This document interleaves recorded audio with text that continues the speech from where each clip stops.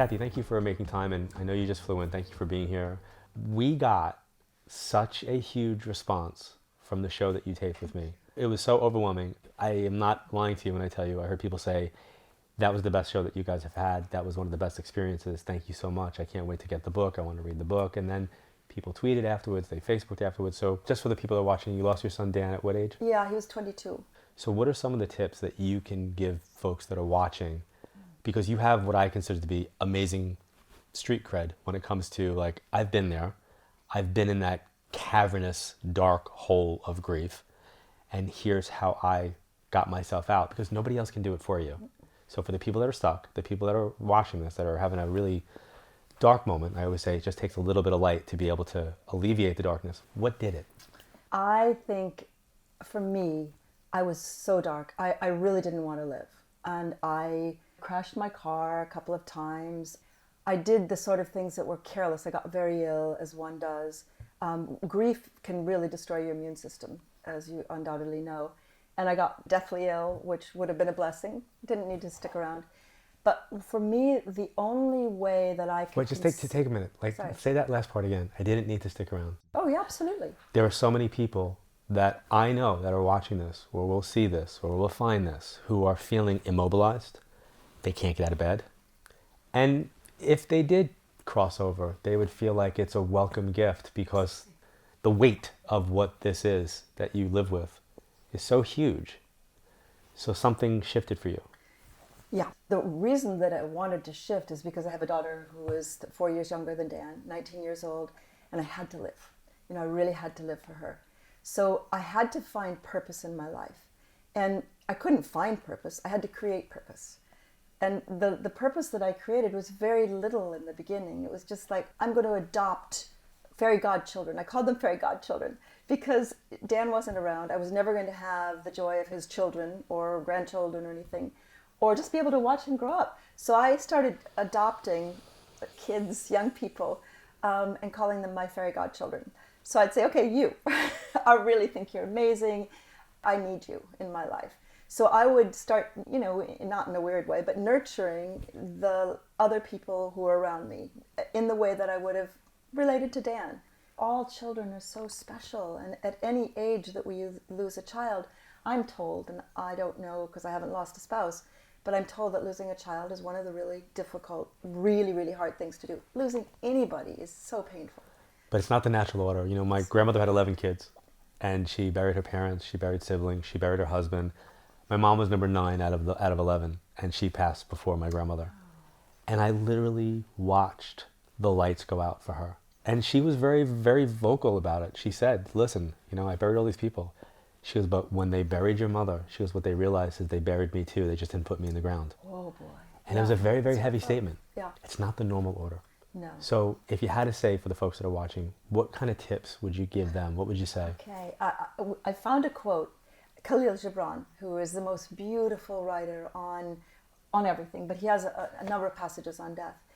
And that concept of the heart of life, which became the book title after 400 other titles of a book that I did, which was grappling with life and death and life again. I really encourage people to read this. It's moving, it's inspirational. It's not just a biography of what you went through. It's teaching, it makes you think. It's not easy to read, but yet it's so powerful. I think the only way we can recover is to inch our way back into the heart of life. And for me, my daughter Amy, who was 4 years younger, one day I would be brave, you know, like, I can do this. It's getting better. And the waves of grief maybe weren't hitting me that day. And one day she called me from college. She said, I can't go on anymore. Just can't do it. Impossible. And I looked on my walls and I saw a dream catcher on the wall. And I said, I know, you can create an angel catcher. I made it up on the spot. And an angel catcher for me was a place that you could put all your memories and your thoughts and your feelings. So Amy came back Christmas time with this book, which she called an angel catcher. That's something that right away people can start to do, is find a place, a safe place where you can put those very dangerous, in a way, thoughts and feelings, because... So get them out of you. Get them out of you. Get them out. Find a way to release them. Totally. And now, of course, there are so many wonderful ways that you can go through the grieving process. You can be in grieving groups, but you don't want that to be your script. Right. You don't want to stay in that space for 20 years that you're a grieving parent or a grieving Right. person. I say that like when somebody's diagnosed with an illness, it's okay to go online. It's okay to find the forums. It's okay to kind of research, but not to become that person. Yeah, You don't want to be the parent of the child with cancer. You don't want to be in that energy, because if you're in that energy, in the support group, in that all that kind of stuff, sometimes you adopt that mindset and you define yourself in that way. We are our thoughts. We manifest that in a certain way.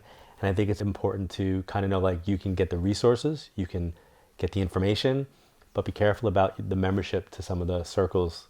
And for some people, they need that for a period of time longer than others. And then I've had the opposite, where people go to grief groups and they want to get out, but they feel guilty for leaving, because they feel like if they leave the grief group, they're not honoring the person who's passed. I think your audience has something very lucky and special about them, because if people are watching this beautiful gathering, then there's a belief, a knowledge, that beautiful life that we treasure so much, it's not over.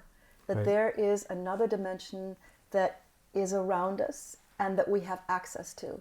And I think that if you really genuinely, based on your experience and knowledge and wisdom and research, believe that this other dimension exists, which very early on I had the privilege of experiencing and understanding, then that already gives you something extra. Right. And some people call it magical thinking, and I don't believe it is magical thinking. For me, it's Human thinking. human thinking. But you've come from a place that you're a journalist. Yeah. You're not coming from this, I lost a child and I went searching for this. Your background is, you're a news reporter, you're a journalist. You were in Africa doing work that would be reportive, informational, insightful. Dan wound up, yeah, credible. Exactly, credible. Exactly. Your son was there doing the same thing. As a photojournalist, he was following in the footsteps in some way, where he was basically killed. But one of the things that you did is you had to move through your, we'll call it, skeptical journalistic approach. Appropriate. And you've kept it. Yeah. You've kept it. Now, here's the cool thing. The last time you were here, you had somebody that was with you. Diane lost a son, and I wound up making a connection with Diane. It was just a weird kind of thing. We hadn't had audience here. I made them bring the people in. And what I loved about the after conversation that nobody would have seen is that we had a brief conversation, and she was very, very revealing when she said how cool it was that Diane's son came through, because one, we didn't know Diane was coming. Two, I thought Diane was the book publicist that came with her. I didn't realize your connection was your connection.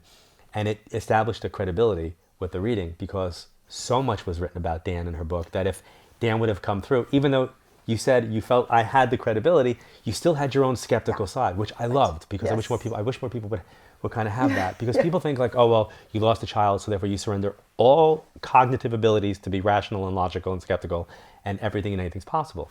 You didn't come from that place. Not at all. And I think there are a lot of folks out there who would claim to be, in the manner of John Edward, and they maybe aren't. And they're wonderful mediums and psychics, and then there are others who just aren't.